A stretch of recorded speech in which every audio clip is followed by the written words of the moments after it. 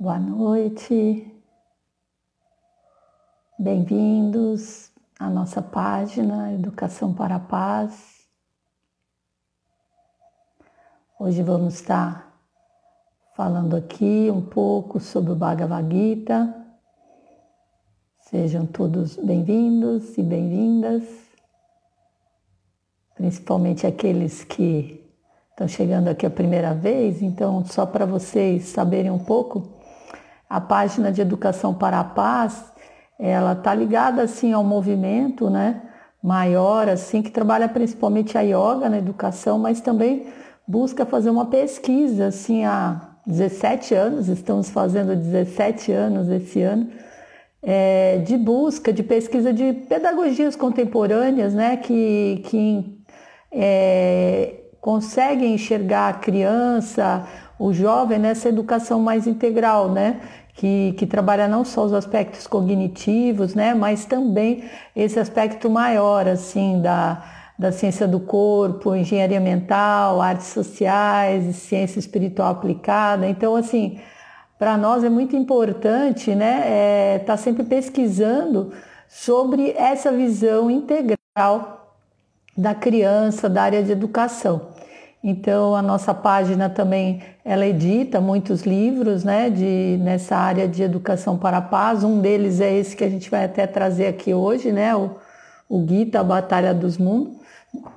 E também temos nossas outras publicações. Então, é um momento assim, né, de alegria também. A gente está agora com um projeto social também para trazer esse conhecimento, levar esse conhecimento para outras áreas, né, da educação. Então, hoje nós vamos falar sobre o Bhagavad Gita, né, contando um pouco desse livro, né, Infanto Juvenil, que foi escrito pela Sonal Patel e a Gemma Wine, e que foi inspirado nesse livro, né, do Yogananda, que é o Deus Fala com Arjuna, que na verdade é o Bhagavad Gita comentado por Yogananda. Então, assim, trazendo ali aqui um ponto de contexto, né, para quem não conhece a história do Gita e também para quem conhece poder se inspirar, como é que a gente vai usar isso para a área de educação, né? Então, esse livro, né, o Bhagavad Gita, é uma das maiores escrituras da Índia, né? E ele está inserido dentro de uma grande epopeia chamada Mahabharata. A Índia tem duas grandes epopeias, o Mahabharata e o Ramayana. O Mahabharata conta a história de uma grande guerra, né? De uma grande guerra entre os Pandavas e os Kauravas. E nessa história, eles lutam pelo reino de Hastinapura, né? Que significa o reino da sabedoria. Então, o Bhagavad Gita é justamente um dos capítulos dessa grande epopeia, que é do Mahabharata, e é o capítulo aonde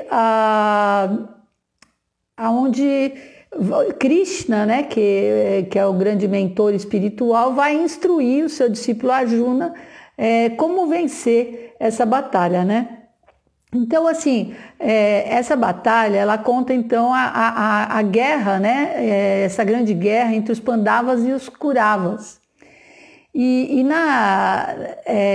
Nessa história, a gente vê que, assim, os Kauravas e os Pandavas, eles nasceram primos. E eles brincavam juntos durante toda a sua infância, aprenderam juntos as artes de arco e flecha, através de Drona, né? Que era o mestre deles nessa arte, né? Então, os Pandavas, desde pequeno, né, como primo, né, cresceram juntos, brincavam juntos, e ao crescerem, né, os Pandavas assumem o reino de Hastinapura, né, e os Kauravas, né, através de uma trapaça num jogo de dados, contando assim resumidamente para entrar no contexto, né, então assim, através de um jogo de dados com os primos, os Pandavas perdem o reino de Hastinapura e eles são obrigados a entregar por um período de 12 anos esse reino para os Kauravas, que passado esses tempos estabelecidos não querem devolver o reino. Aí uma parte, né? O Yogananda comenta que esses 12 anos representa justamente esses 12 anos que demora para se formar um mau hábito, por exemplo, na nossa vida, e depois como é difícil reconquistar, né? E daí começa a batalha. Os Pandavas precisam readquirir esse seu reino legítimo por direito, eles eram os príncipes governantes, né? E aí do lado, né, de um lado dessa batalha está Arjuna, né, o líder dos Pandavas, e do outro lado Duryodhana, né, que seria o líder dos Kauravas. Nesse livro aqui, o Duryodhana é chamado de príncipe ego, né, ela chama ele de príncipe ego. Então, um pouco antes dessa batalha, ambos, né, o Arjuna e Duryodhana, vão até Krishna, né, para pedir ajuda a ele, né, porque ele era um rei e também um grande mestre espiritual. E aí Krishna dá a opção para eles escolherem o que eles gostariam. Queriam todo o seu exército à disposição ou ele mesmo dirigindo a carruagem da batalha. E aí Arjuna, o Pandava, escolhe Krishna, quer que ele dirija a sua carruagem. E Duryodhana escolhe o seu imenso exército de soldados, né? O rei Krishna tinha um exército muito poderoso e fica super feliz, porque fala, nossa, agora tô ótimo, né? Vou ter o exército inteiro para mim, né? E aí o Yogananda também explica no Bhagavad Gita comentado, que é esse aqui, que eu mostrei, não sei quem estava aqui, né? Que é a partir desse livro, este Gita aqui, é inspirado, né, uma delas, inclusive é discípula de Yogananda, é inspirado nesse Bhagavad Gita comentado, que inclusive ele tem 2 volumes. E é isso que a gente costuma estudar bastante com os jovens aqui, com as crianças, né? Então, assim, cada um na sua linguagem, né? Dentro de uma linguagem que é possível para cada um. Então, o Yogananda explica no Gita que, alegoricamente, né, os Pandavas, eles são os filhos de Pandu, que é Budi, seria a nossa inteligência discernidora, a nossa inteligência superior. E eles representam então as nossas virtudes. E os Kauravas são filhos do rei cego Dhritarashtra, que representa a nossa mente sensorial, Manas. Então, na verdade, é uma briga, né? Essa batalha, ela está sendo constantemente uma briga entre os Pandavas e os Kauravas, que seria entre a nossa mente sensorial, Manas, que é muito ligada aos sentidos, aos 5 sentidos, e a nossa mente discernidora superior, que seria Budi, né? Então essa é a grande batalha. Aqui nesse livro, inclusive, Yogananda mostra, né, que como o reino, né, aqui ele fala, né, o reino corporal governado pelo rei Alma e o reino corporal, né, que seria esse reino, né, de Hastinapura, né, Kurukshetra, governado pelo rei Ego. Então o que acontece aqui, ele mostra que quando o reino corporal, quando o nosso corpo é governado pelo rei Ego, ele busca assim, os sentidos mais torpes, né? Usar os sentidos das formas mais torpes possível, tanto na alimentação, né? Uma gula tremenda, as palavras cruéis, gosta, né? O sentido do ouvido está ligado só na adulação, as suas mãos, né? Tem um princípio destrutivo, os pés, passos perversos, né? E assim por diante, né? Então todo o seu reino corporal é dominado, né, pelos sentidos desgovernados.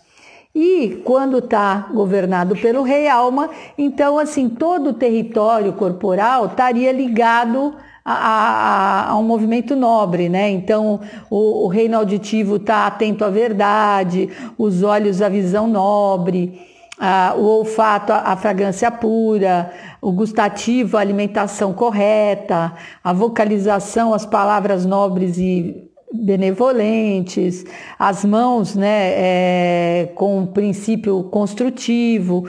Então, assim, essa é a grande batalha e a partir disso também que se dá essa grande guerra e também como vai Krishna instruir como que pode ser feita essa batalha, né? Então, o nosso reino corporal, ele está sempre ganhando e perdendo, dependendo dessa influência, né? Quando nós estamos mais influenciados por manas, essa mente cega, mais ligada aos sentidos, nós perdemos terreno. E quando nós estamos mais ligados à nossa mente Budi superior, a gente vai ganhando espaço numa evolução espiritual.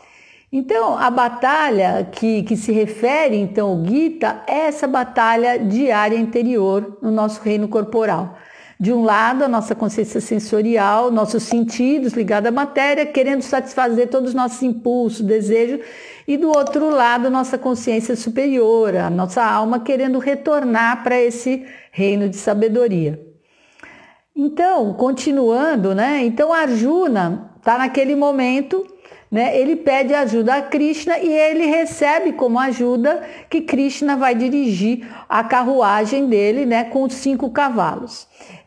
Que é como os guerreiros se deslocavam durante as guerras naquela época. Mas, alegoricamente, Yogananda explica também que esses 5 cavalos representam nossos 5 sentidos. E a simbologia que nós aqui devemos usar a nossa inteligência superior, ou seja, Krishna vai ser o cocheiro divino, ou seja, aquele que vai guiar. Então, isso simbolicamente representa-se que nós devemos deixar a nossa inteligência superior, deixar o nosso Krishna governar os nossos sentidos, né? Para que eles não descarrilhem, para que eles não vão serem usados de uma maneira não correta, né? Então, dessa forma, os 5 cavalos representam, então, a audição, o olfato, a visão, o tato e o paladar. E, apesar do Arjuna ter pedido a Krishna, né, que ele seja o cocheiro, a dirigir os cavalos, no momento inicial, né, quando Arjuna olha com quem ele tem que lutar, né, que justamente representa os primos, né, representam os sentidos, né? Na hora que ele olha aquilo, ele duvida que ele tem que lutar. Então ele fica argumentando com Krishna que os Kauravas são seus parentes, que ele não deve lutar, que eles foram criados juntos, que seria um pecado lutar contra eles e tal. E aí Yogananda explica que, na verdade, isso representa o momento que a gente toma uma consciência de que nossos maus hábitos estão dominando o nosso terreno, a gula, a alimentação incorreta, hábitos indesejáveis e tal. E a gente vê que a gente vai ter que lutar contra essas más tendências, né? Mas é como se os defeitos que a gente foi acumulando ao longo de nossa vida viram nossos parentes. A gente não tem aquela força de vontade para lutar, a gente fica inseguro, acha que é melhor ficar na zona de conforto, né? E não, tá ruim assim, mas pode piorar, e não quer se mexer do lugar. Então é isso mais ou menos que é o primeiro capítulo, né, do Bhagavad Gita tal, que é o desalento de Arjuna, né? Arjuna joga o arco de lado assim, não quer lutar, né? E Krishna fica quieto. E ele fica se lamentando, sem parar. E até que uma hora Arjuna percebe que não vai chegar em lugar nenhum, só se lamentando, e ele pede ajuda a Krishna, então.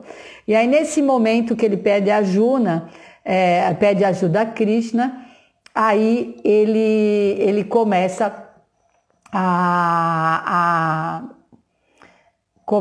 a instruir, né, a Arjuna. Então, o Yogananda comenta que isso significa que enquanto a gente não para de se lamentar e não silencia a nossa mente pela meditação, a gente não vai acessar essa intuição divina para resolver nossos problemas. Então a gente fica se lamentando, seria esse Arjuna, se lamentando, mas não pede ajuda, né? E a hora que ele silencia e se concentra na meditação, ele vai ter, através dessa intuição, a resposta, né, do que é certo, do que é errado, né? Bom, aí a pergunta, né, mas por que a gente tem que ensinar o Bhagavad Gita, né, para as crianças, para os jovens,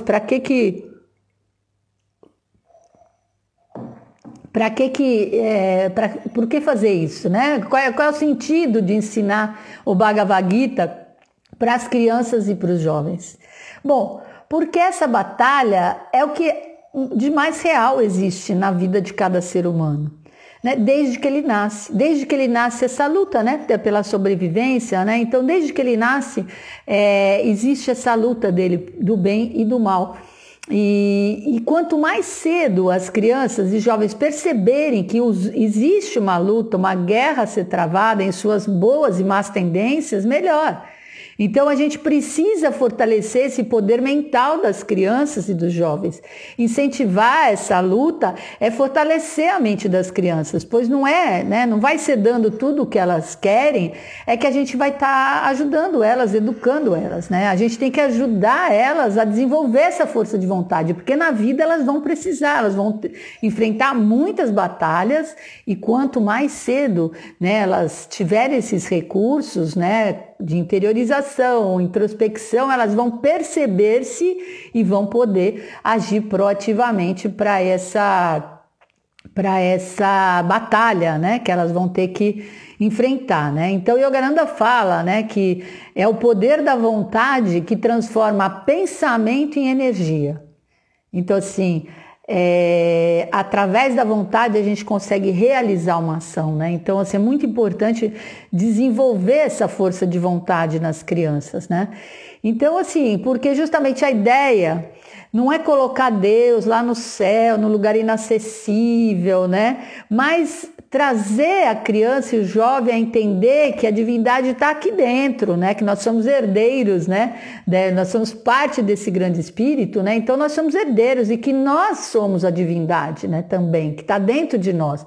E isso inspirar cada um de nós, assim, cada criança, cada jovem, a usar essa força e esse poder e não ficar se vitimizando, né? Por exemplo, como agora na pandemia, né? Então ficar se vitimizando de que puxa, né?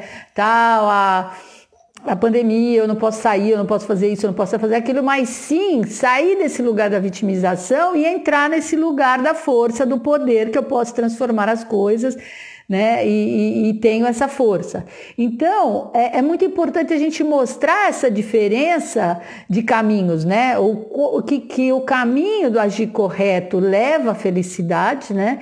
E o caminho do agir de forma inadequada, com maldade, crueldade, leva à tristeza, leva à infelicidade. Então, mostrar que está na mão dele, né? Essa escolha. O tempo todo nós estamos nessa escolha. E desde pequena a criança já começa a escolher, né? Entre ser gentil ou bater, né? Entre aceitar ou não uma situação. Então ela começa a desenvolver isso. É importante que a gente mostre para eles, não de uma maneira maniqueísta, mas sim de uma maneira lúdica, assim, de que existem leis que governam tudo isso aqui e que elas é que vão dirigir as suas vidas para o bem e para o mal, que a vida é feita de escolhas, né? Então, se eles souberem que essa batalha é real e que ela é para todos os seres humanos, eles também não vão se sentir inadequados quando eles errarem, né? Porque o que acontece? Muitas vezes, né, as crianças são criadas assim como mini reis, mini rainhas, né?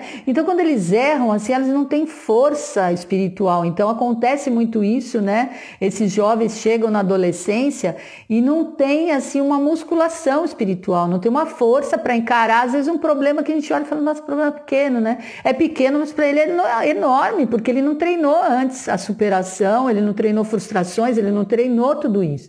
Então, assim, é muito importante para a criança que ela possa realmente assim, ser instruída que a vida é uma batalha que merece ser vencida. O Yogananda fala muito sobre isso, né? Que a popularidade atemporal do Gita está na sua universalidade como um divino livro-texto para a vida, aplicável a todos os seres humanos. Ele ilumina todos os planos da existência, né?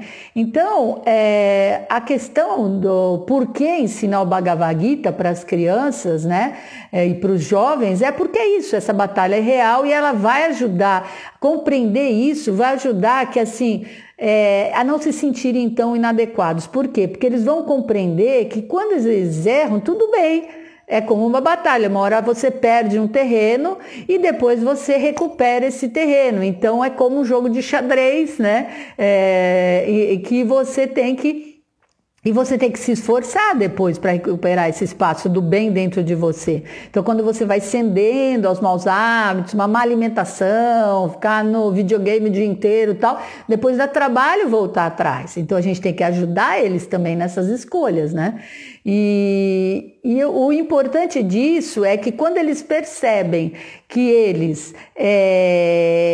que essa luta é de todos, através da própria, porque o próprio autoconhecimento, a autoanálise, leva a essa percepção de que, puxa, essa batalha não acontece só comigo, acontece com o meu entorno, com todo mundo, com todos os meus amigos. Então, isso também traz, além de uma aceitação, né? Ligar o botão do auto-perdão, como a gente brinca lá na arte de ser, na escola, né? Então, assim, além da gente ligar esse botãozinho do auto-perdão quando a gente erra, porque a gente fala, bom, estamos aqui, fomos colocados aqui nessa batalha mesmo, isso é natural. Então, assim, além de eles poderem se perdoarem quando eles erram, eles também vão perdoar mais facilmente, né? Os amigos, a família, seja quem for, que errou ao lado deles, porque eles percebem que isso é natural, né? Então não fica aquela coisa assim, errar não, nunca pode errar. Não, errar faz parte, errar tá aí, mas assim, o importante é a gente estar sempre nessa luta. Então, o fato da gente ajudar eles a compreenderem que existe uma batalha a ser travada é ajudar eles a desenvolver as habilidades socioemocionais que eles têm que desenvolver. Eles vão ter que desenvolver isso para a vida adulta. Ninguém pode ficar, né, numa gaiola dourada porque a vida não vai permitir isso, né? Então, é importante, né? E a gente vê que muitos desses jovens de hoje em dia com depressão, ansiedade, a gente vê muitos suicídios nessa faixa etária também aumentando, é justamente porque não foi colocado para essas crianças, para esses jovens, que aqui estávamos numa batalha. Eles pensam que é, né, um lugar de férias aqui, que estamos aqui, né, para nos divertir. E é esse o ponto, né? Geralmente as mães gostam muito disso, né, de mostrar que a vida é uma diversão.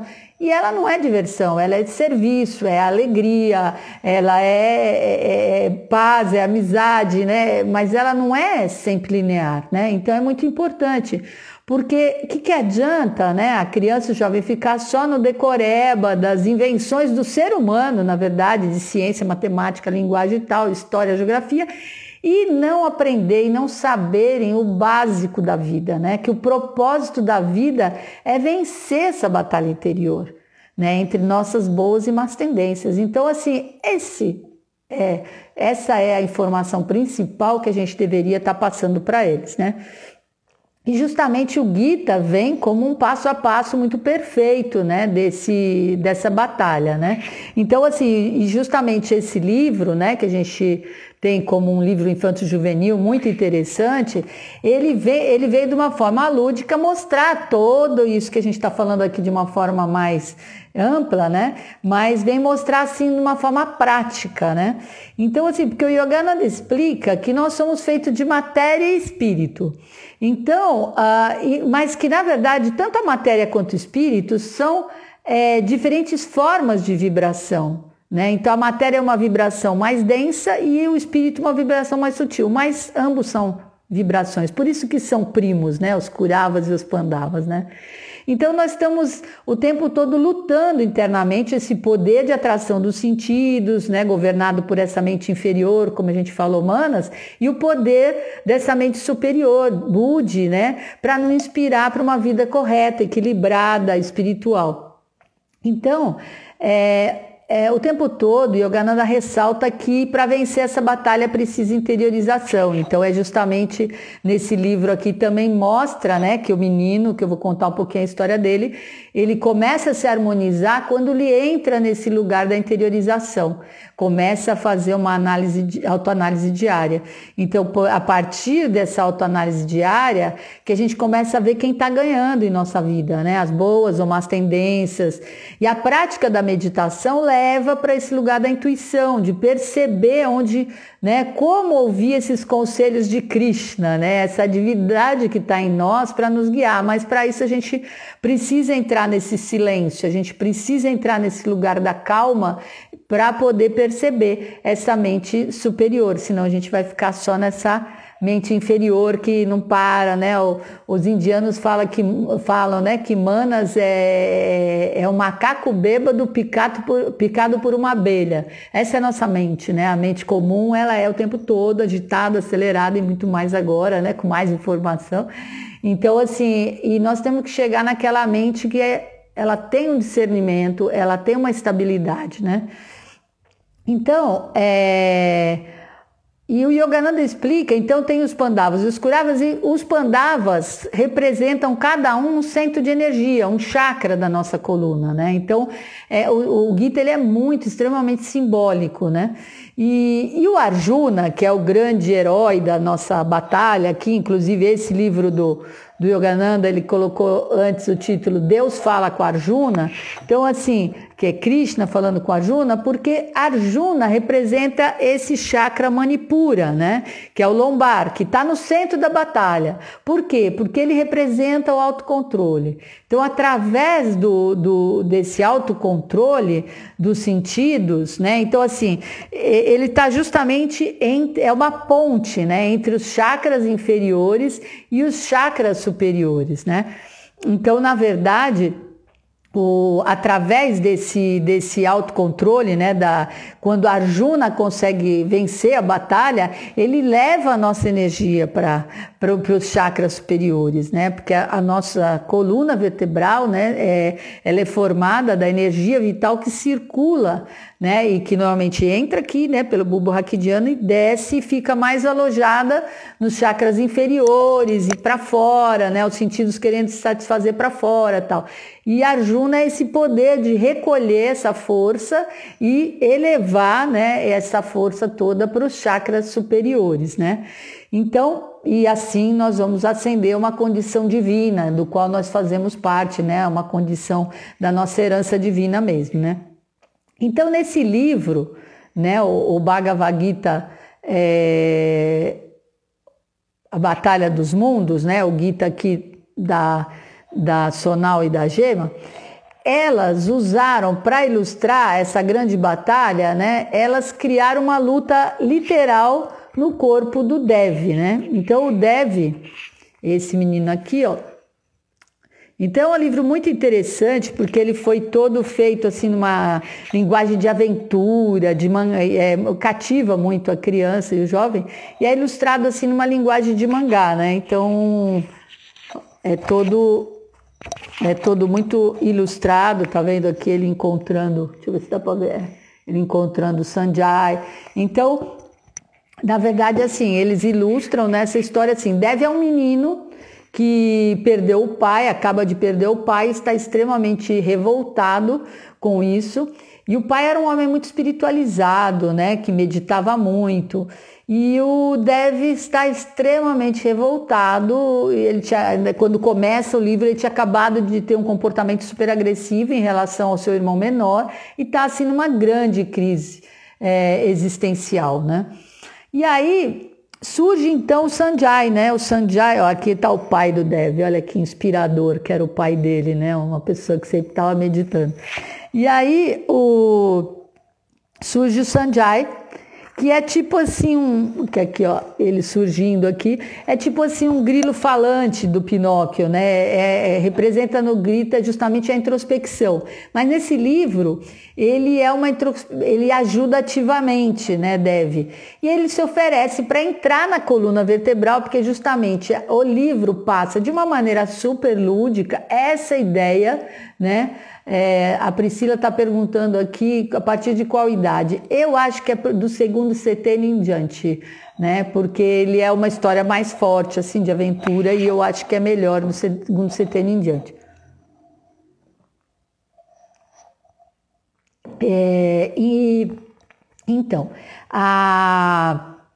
Então, surge o Sanjay, que justamente, né, fala para ele que ele pode ajudá-lo. No começo deve ficar meio assim desconfiado, mas acaba, como ele não tinha nada a perder mesmo, ele resolve, né, que ele vai ajudá-lo justamente a entrar na coluna vertebral dele e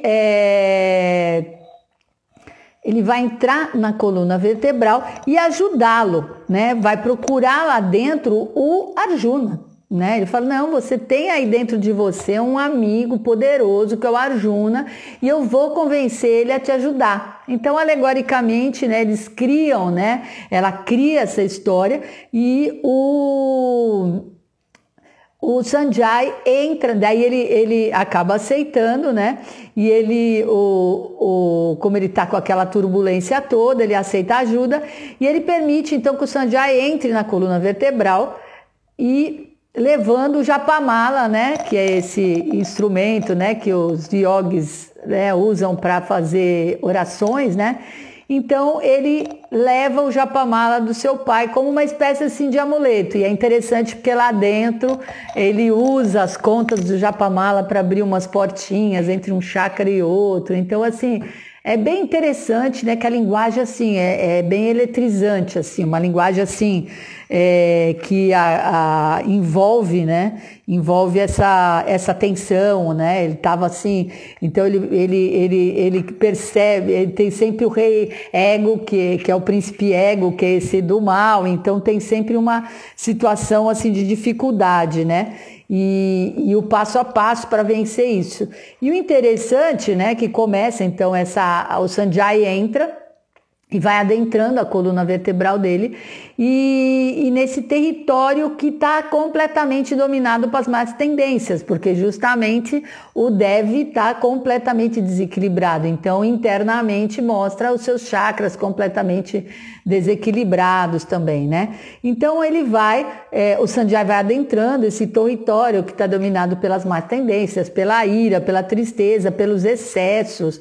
E assim ele vai criando situações de aventura, onde ele é capturado e depois ele consegue se libertar. Então é assim um livro bastante movimentado e que nós mesmo adultos gostamos muito de ler. Eu adorei, porque é como se tivesse materializado em mim assim tudo que o Gita mostra, né? Então foi uma coisa bem interessante mesmo para mim.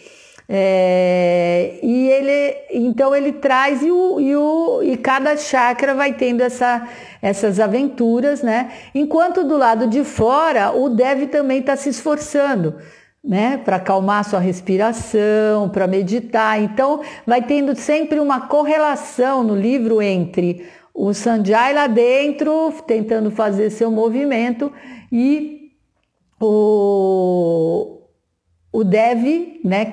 Que seria ele mesmo do lado de fora. Trazer que li nesse livro com minha filha de 9 anos. Quando ela passa por alguma situação desagradável, ela pensa em trazer o Arjuna para reinar em seu corpo. Muito bom. Essa é a ideia, eu gostei muito. Não deu para me ver aqui o nome direito. Lilian. Então, Lilian, essa é a ideia. É mostrar que convoque seu Arjuna, né? Que a gente brinca, né? Que tem uma música até, convoque seu Buda. É como se a gente estivesse falando para o jovem assim, convoque seu Arjuna, né? Você tem uma força aí dentro, né? Em vez de entrar naquele lugar, nossa, coitadinho de você, puxa, é mesmo, né? A situação foi difícil, tal. Claro que a gente tem que acolher as histórias, mas também, ao mesmo tempo, fortalecer. Não, você consegue sim, você vai superar isso sim, né? Você vai se autocontrolar, né? E mostrar também que essa luta é muito mais interna, né? Do que externa, né? É uma luta que está lá dentro, né? Do nosso ego mesmo, né? Então a gente estava lá, né? O Sanjay entra, né, no cossígeno, né? E depois no sacral e vai tendo todas essas aventuras até ele chegar no chakra lombar, né? No Manipura, aonde ele vê Arjuna, né? E ele vê justamente a cena, né, do Arjuna, quando o Arjuna joga o arco assim de lado e não quer lutar, né? Então essa parte é bem bonita, porque é clássica, né, no livro, né, no lugar onde ele entra. Peraí, deixa eu achar aqui, deixa eu ver a cena, que é bem bonita, que justamente ele tá todo confuso até quando chega, é aqui, né, a cena da batalha, né, ó, os dois exércitos se enfrentando, e Sanjay chega assim para olhar, né, esses dois exércitos, aqui ó, Duryodhana, que é o rei, o príncipe ego, né, com a sua força do mal, e aqui Arjuna, né, com o Krishna como cocheiro, né? Então, assim, é muito interessante, né? Essa cena, e é uma cena, assim, que está mais ou menos, até mais lá pro fim do livro, né? E aonde daí a Arjuna resolve lutar mesmo, né? E sopra suas conchas, que também essa é uma cena clássica, né? Quando, então, Arjuna pega o arco de novo, sopra as conchas que vai começar a batalha. Então ele vai sim, resolveu lutar essa batalha que é como Yogananda diz, né, que é uma batalha que vale a pena ser vivida, né, e aí a partir disso, né, que Arjuna resolve lutar, então dentro do Devi começa a haver toda uma melhora, ele começa a se reorganizar internamente, as suas emoções ficam mais sob controle, né? E aí os chakras também, né? Ele vai olhando de cima e os chakras estão se alinhando lá embaixo, os chakras dos sentidos, né? Os chakras inferiores também, tá havendo uma mudança, uma limpeza, né? Uma nova forma de viver. Né? E quando deve se interioriza é que ele adquire essa força para vencer essa batalha interior. Então deve percebe que ele precisa chegar na calma, na respiração, na meditação para poder se controlar, para poder adquirir força interior, né? E a gente pode contar também, né, o exemplo de Gandhi, né, que Gandhi também ele usava esses momentos de silêncio, né? A gente até tem um dos livros da nossa coleção, né, Gandhi, o Herói da Paz, que a gente conta também para os jovens, crianças, que fala sobre isso, né, que assim o Gandhi também tirava um dia de silêncio, né, fora os seus períodos de meditação, mas toda segunda-feira ele ficava em silêncio. Ele não falava com ninguém naquele dia, justamente para ter essa força, e foi através dessa força, dessa interiorização, inclusive os jejuns, né, que ele fazia, que ele conseguiu, né, liderar um exército de indianos pacíficos e sem uso da violência, né, usando a ahimsa, né, a não violência, ele consegue, né, superar e vencer, né, e libertar a Índia, né, de uma dominação assim de mais de 200 anos pelos ingleses, né, e justamente sem recorrer, usando a força do discernimento que vinha dessa interiorização. Então acho que é interessante contar várias histórias para eles, paralelos, que mostrem justamente que todo mundo tem que vencer essa batalha e que esses grandes mestres tiveram lutas assim incríveis, né? O Gandhi mesmo, ele teve que vencer os seus próprios Kauravas, né? A ira, a intolerância, ele queria que a esposa dele limpasse latrina também, ela falou, não quero limpar latrina, e foi assim uma grande luta até ele perceber que ele estava sendo violento, que ele não podia obrigar ninguém a fazer o que ela não queria, né? Então ele teve que primeiro vencer, né, a si mesmo, para daí depois vencer essa luta, né, contra a dominação inglesa, né? Então é muito interessante mostrar esse paralelo de um herói, que é esse herói que tem que vencer a si mesmo, né? Porque muitas vezes a gente cria muitas lutas externas, não, aquela pessoa, aquele amigo, aquela situação, porque a gente não quer justamente encarar a realidade e vencer a nossa luta interna. Então a gente fica colocando um cenário de luta externa quando na verdade o difícil é reconhecer nossos próprios demônios, né? Essa é a dificuldade, né? Então é importante também a criança perceber-se, né? Ter esse autodomínio, esse autoconhecimento para perceber seus pontos fracos, até para poder agir a favor deles, né? E justamente a meditação, né, que Yogananda sugeria, né, que era uma arte muito importante, a meditação, inclusive uma das discípulas de Yogananda, a Sri Gyanamata, ela comparava a meditação a um barquinho que você tem que colocar no mar. E que primeiro você tem que atravessar com força aquela parte das ondas agitadas, né? Então assim, você vai colocar um barquinho no mar.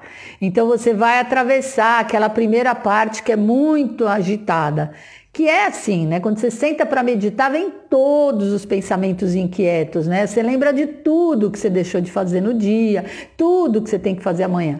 E depois, passado, né? Mas se você perseverar com o barquinho, né? Indo através das ondas, né? Você vai chegar naquele lugar onde, né, o mar está calmo, né? E que é exatamente assim na meditação. Se você perseverar, você vai aos poucos afastando esses pensamentos inquietos, usando, né, as técnicas de meditação, de respiração, os pranayamas, para chegar nesse lugar onde os pensamentos se acalmam, né? Então, é justamente isso que o Dev percebeu, né? Que essa criança, né, que é o nosso ator aqui, né, o personagem principal, né, percebe, né, até ele chegar, tem um final super feliz aqui, né, ele chegar no olho espiritual. Então, assim, é muito lindo, né, esse livro, e eu acho que ele traz, assim, uma mensagem de força, de luta e de esperança, né, de que é uma prova, assim, importante a ser travada, uma prova importante a ser vivida, né. Então, e justamente, né, se for ensinado para a criança desde pequeno essa força do autocontrole, do corpo, da mente, eles vão adquirir muito mais resistência desde cedo, né, para enfrentar essa vida, né. E para a gente falar do Gita com eles, é muito importante que a gente, antes disso, estude o Gita e procure aplicar, né? Porque é aquela coisa do seja você a mudança que você quer ver no mundo, né? Então o Gandhi falava muito isso, né? Tem até aquela história que o Gandhi contava que uma mãe veio pedir para ele falar com a criança para não comer doce. E ele fala para a criança assim, não, fala para a mãe, volta daqui 15 dias. E a mãe estranha, tal, por que volta, né? Só vai poder falar dali 15 dias. E aí quando ele conversa com o menino, conversa ali uma conversinha de 1 hora, nunca mais o menino comeu doce. E aí a mãe vem perguntar, mas o que você falou para ele? Por que você não me deixou vir antes, né? E aí o Gandhi fala, olha, é porque aquele momento que você me pediu, eu não podia falar isso para ele, porque eu mesmo estava comendo muito doce. Aí eu parei de comer 15 dias doce, né? Parei de comer tanto doce mesmo também, parei de comer doce e percebi o bem que isso me fez. E aí eu podia falar isso para ele, né? Eu tinha que falar algo que eu sabia, né? E aí realmente é a partir dessa verdade. Então, assim, a vida do educador, seja ele pai, mãe, professor, professora, é justamente trabalhar muito essa autoeducação, né? Para ser verdadeiro aquilo que a gente fala para eles, né? Para ser coerente, né? E mesmo quando a gente erra, mostrar que nós também temos essa batalha e que às vezes a gente está um pouco mais conectada, né, com essas nossas forças dos Pandavas, e às vezes a gente se desconecta também, né, porque nós somos também feitos da mesma natureza que eles, né, então isso também traz, assim, até uma parceria nesse sentido, né. Mas é importante eles perceberem nossa força de vontade, né, para sermos os mais corretos possíveis também, né, pelo exemplo, né. E justamente assim, quando a gente consente, né, muito nesse mau comportamento da criança, por exemplo, olha, fica com o celular, quando ela começa a se comportar assim de uma maneira inadequada, a gente, em vez de tentar conversar com ela, tentar entender o porquê que ela está fazendo aquilo, fazer perguntas, né? Ou você está achando, né, que esse comportamento é justo comigo, ou é justo com o seu colega, é justo com o seu irmão, conversar com ele, como você se sente quando alguém dá um tapa em você, você gosta, sei lá, fazer daquilo um momento de aprendizagem e troca, né? A maioria das vezes, o que as pessoas fazem, dão um celular na mão para distrair a criança, né? Até tem uma frase que eu não me lembro de quem é o autor, que fala, nós não podemos distrair a criança dela mesma. Muito boa essa frase, né? Então, assim, a gente não tem que distrair a criança dela mesma, ela tem que lidar com aqueles curavas que estão ali agindo e transmutar esses curavas, né? Então, assim, nós temos que ajudá-las a sair desse comportamento através de recursos de respiração, de interiorização, de cantos, né, mas a gente não pode distrair elas com o celular ou liga a TV e coloca um desenho para ela se acalmar. Ela não está se acalmando, ela está se anestesiando, né? Então, assim, a gente tem que ter clareza disso, né? Que a gente tem que ajudar elas a transmutar essas emoções, né? Aprender a lidar com elas, né? Seja até sair para dar uma caminhada com ela, né?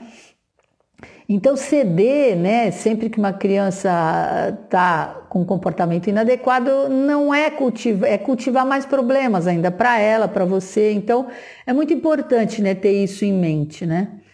E a gente chega aqui assim, né, mostrar, né, nesse lugar assim, que essa batalha existe, que é preciso vencê-la, que você nem sempre também vence, mas está se esforçando para isso.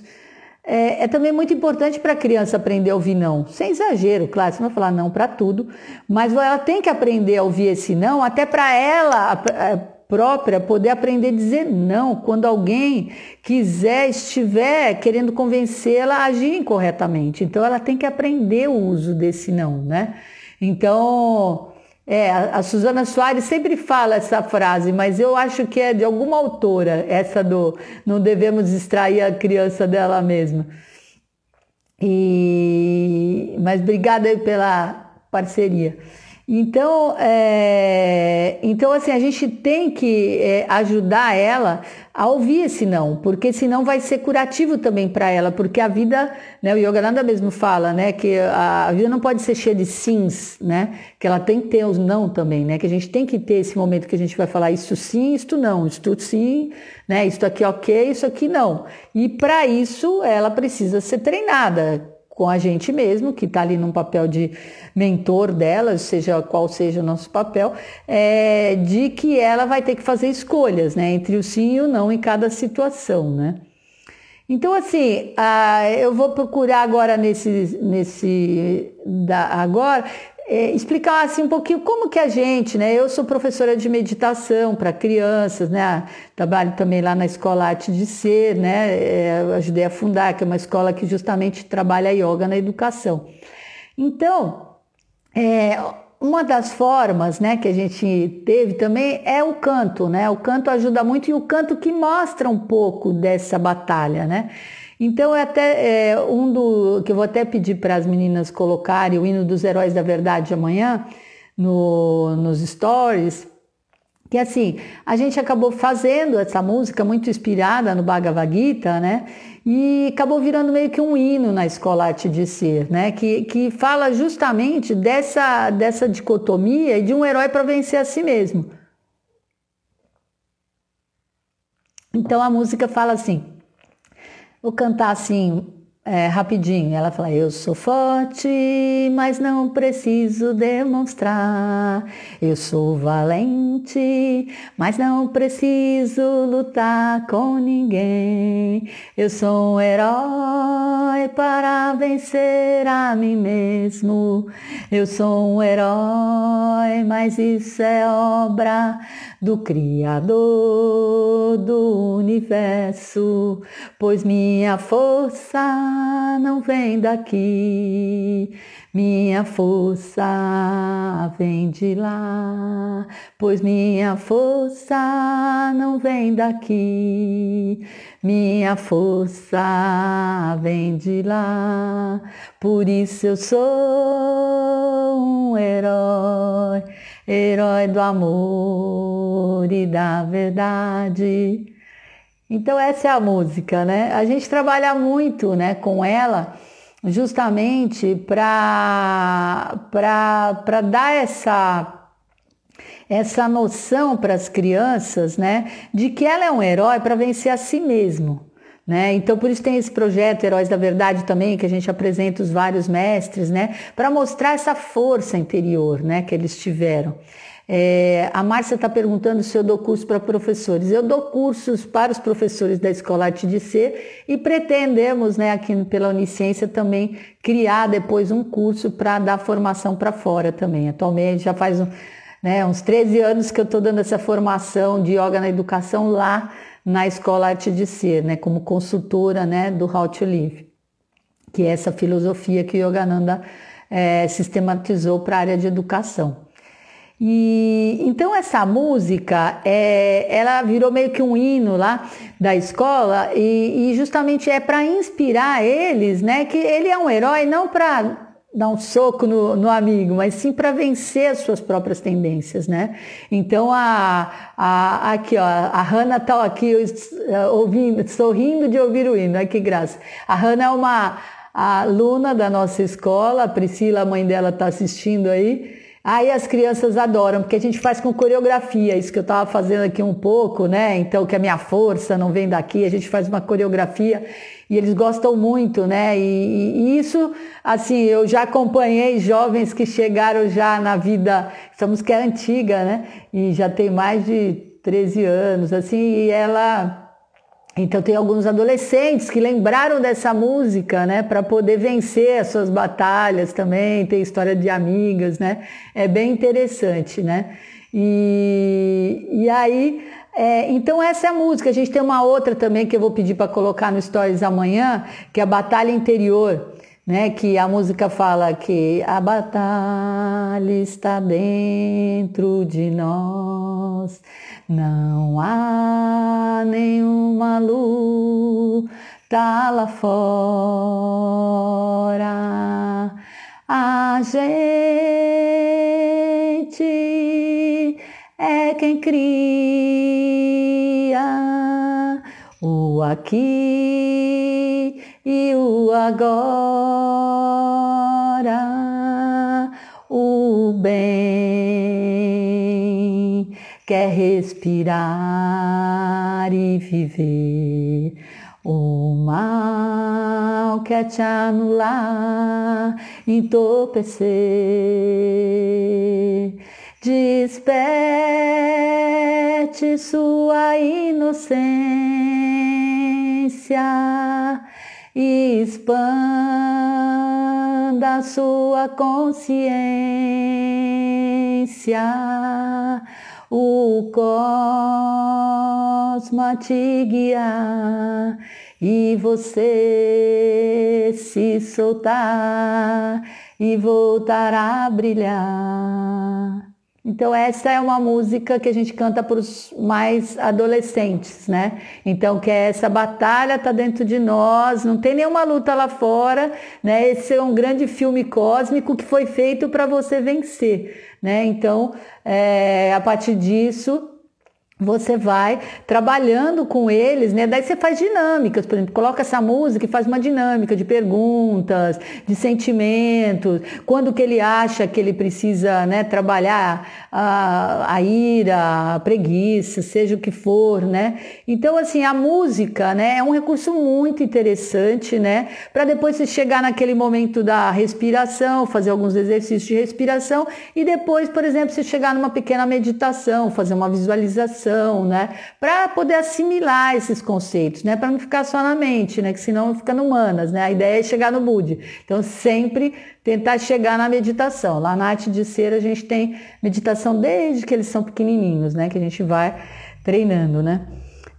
Uma outra ideia também é fazer um teatro, né. A gente fez um teatro maravilhoso, tá aí a Lígia Miragaia que me ajudou também no teatro lá no retiro de adolescentes que a gente fez lá na Selfie em Armação. E foi maravilhoso que a gente fez esse teatro escrevemos um texto, né, entre os Pandavas e os Kuravas, né? E tem uma parte foi muito inspirado, né, no livro do Yogananda. Para quem chegou depois, o livro que nos inspira é esse aqui, ó, Deus Fala com Arjuna, o Bhagavad Gita, né? E o livro que a gente está falando infanto-juvenil é esse aqui, Gita, Batalha dos Mundos. Aí tem no link da bio lá, vocês encontram onde vocês podem adquirir. Aí cada pessoa, daí esse texto do Yogananda ele fala, cada pessoa tem que travar sua própria batalha de Kurukshetra, que seria esse reino corporal. É não apenas uma guerra que vale a pena vencer, mas na ordem divina do universo e pela eterna relação entre a alma e Deus, uma guerra que mais cedo ou mais tarde precisa ser vencida. Então, é esse o ponto, né? Quer dizer, não adianta você fugir dessa batalha. Mais cedo ou mais tarde você vai ter que enfrentar ela. Nessa vida, numa outra, mas você vai ter que vencer essa batalha, né? Esse é nosso objetivo de estar aqui, né? Nesse lila, né? Nesse jogo de Deus. Então, por exemplo, fazer um teatro com eles, né? No caso nós fizemos, né, o teatro aonde a gente colocava, né, os Kuravas, né, e os Pandavas, algumas falas também, né, inspiradas nesse livro, né? E aí, os Kuravas, né, eles tinham placas assim, né, onde a gente colocava justamente as más tendências. Por exemplo, até peguei algumas aqui que está no livro do Yogananda, né? A ira, pode pôr as plaquinhas, né? Ira, cobiça, avareza, ódio, inveja, perversidade, promiscuidade, desonestidade, crueldade, má vontade, instinto destrutivo, aspereza em palavras e pensamentos, impaciência, egoísmo, arrogância, orgulho, vaidade de casta ou origem social, falsa delicadeza, né? Falsa delicadeza é muito bom. Rancor, desarmonia, desejo de vingança, preguiça, falta de iniciativa, covardia, estreiteza mental, impulsividade, praguejar, fingimento de bondade, melancolia, pessimismo, amargor, né? Adiar a meditação, afastar-se do divino. Então, todos isso seriam os Kuravas, né? Porque você pode pôr as placas. E aí eu trouxe aqui uns exemplos que tem no próprio Bhagavad Gita, né? Que são as qualidades divinas, né? Que poderia estar escrito, né? No exército dos Pandavas, né? Destemor, pureza de coração, perseverança na aquisição da sabedoria e na prática da yoga, caridade, controle dos sentidos, estudo das escrituras, autodisciplina, franqueza, inofensividade, veracidade, ausência de raiva, renúncia, calma, compaixão por todas as criaturas, ausência de cobiça, delicadeza, ausência de inquietude, brilho de caráter, capacidade de perdoar, paciência, limpeza, ausência de ódio, ausência de presunção. Então você imagina um teatro onde você tem essas duas forças contrárias ali, né? E você costurando com textos, né? Que você pode se inspirar nesse livro do Yogananda, por exemplo, né? E aí, por último, né, um outro exemplo assim, de uma atividade que eu também faço com os adolescentes, né, que pode fazer também com crianças mais velhas, né, desenhar assim, o contorno do corpo, né, num papel craft, colocar um deles assim, desenhar o contorno e colocar os 5 chakras, né, o que corresponde, né, a cada um dos Pandavas, né, que Sahadeva corresponde ao chakra básico, né, o sacro, ao cossígeno, ele é o Muladhara, ele é o elemento terra. Nakula corresponde ao sacro, é o elemento água. Arjuna é o Manipura, né, o lombar, corresponde ao elemento fogo. E o Bhima seria o poder da vitalidade, né, é o elemento ar, né, o prana, que está no centro dorsal. E o Yudhishthira, que é o Vishuddha, né, que é o cervical, que é o elemento éter. Então, assim, é uma atividade também bem interessante de fazer e trazer, tem muito conteúdo para trazer sobre isso no livro do Yogananda, sobre as qualidades e os poderes que cada um deles, né, tem. Por exemplo, Yudhishthira, que seria o irmão mais velho dos Pandavas, né, que, como eu falei antes, né, os Pandavas são todos filhos de Pandu, né, que representa Budi, né, essa inteligência pura, superior que a gente tem. E o Yudhishthira representa a tranquilidade divina, né? Bhima, o poder da vitalidade. Arjuna, o autocontrole. Nakula, o poder de obedecer às boas regras. E Sahadeva, o poder de ficar afastado do mal. Então, assim, é uma linguagem de poder tal que tem muito a ver, inclusive, com algo que as crianças e os jovens gostam muito hoje em dia, né? De ter algo que os leve, né, para uma batalha, mas que seja uma batalha nobre, né? Não essa que eles têm no videogame, né? Mas sim uma batalha interna que vale a pena ser vivida.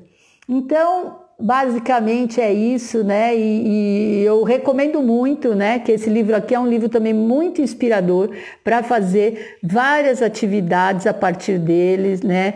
E tem desenhos também muito bonitos, né? Assim que são bem inspiradores, e a história também traz assim, né, uma força para justamente, como disse aí a Lilian, né, que é justamente o filho dela, a partir de ter lido esse livro, né, da filha, né, acho que é de 9 anos, começou a perceber. Olha aqui o Arjuna com o Krishna. Então começou a perceber que justamente ele podia convocar esse Arjuna e vencer a batalha, né, interior dele. Então essa é a ideia, que a gente deve mostrar para as crianças e jovens que tem essa batalha e que vale a pena ser vivida por todos nós, né? Então, gratidão a todos vocês. Namastê. Até a próxima.